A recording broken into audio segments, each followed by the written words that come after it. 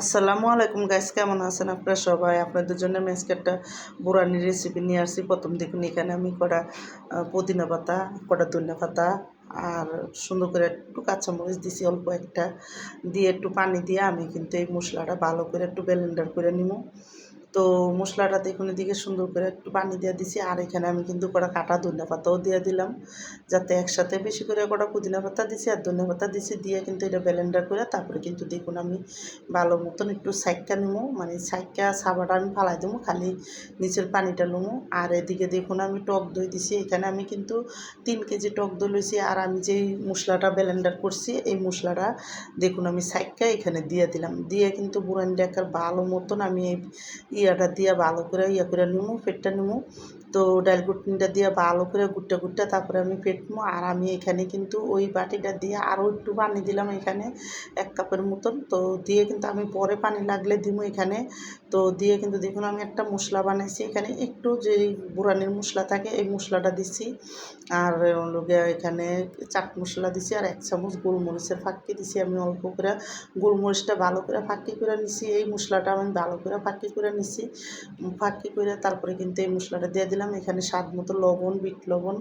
তারপরে কিন্তু আমি এখানে এখন দিয়ে সুন্দর মতন চিনি দিয়ে দেবো, মানে আমার যতটুকু আন্দাজে দরকার ওই আন্দাজে আমি চিনি দেবো। তো আমি এখানে 1/2 কাপের মতন চিনি দিছিলাম।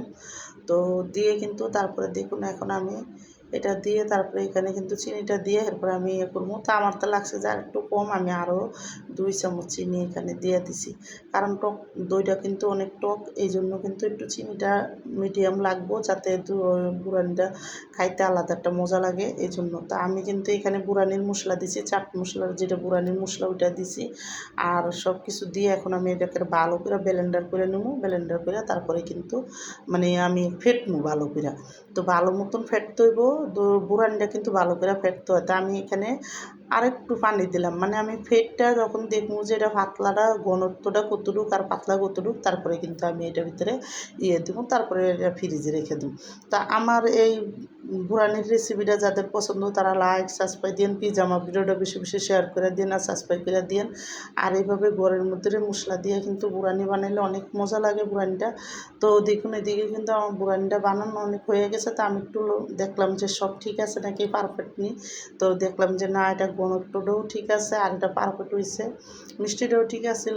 তো পরে আমি আরও একটু চিনিটা গলা পর্যন্ত আরেকটু এটার ফেটটা নিতেছি, দেখুন ফেটটা তারপরে কিন্তু আপনাদের দেখাবো। তো আমি কিন্তু দেখুন এদিকে বারবার দেখুন লাড়া দিয়ে দেখুন কতটুকু সুন্দর একটা গাঢ় গাঢ় হয়েছে, অত পাতলাও না আবার অত গাঢ়ও না কিন্তু। তো দেখুন এইভাবে করে তারপরে বানানো।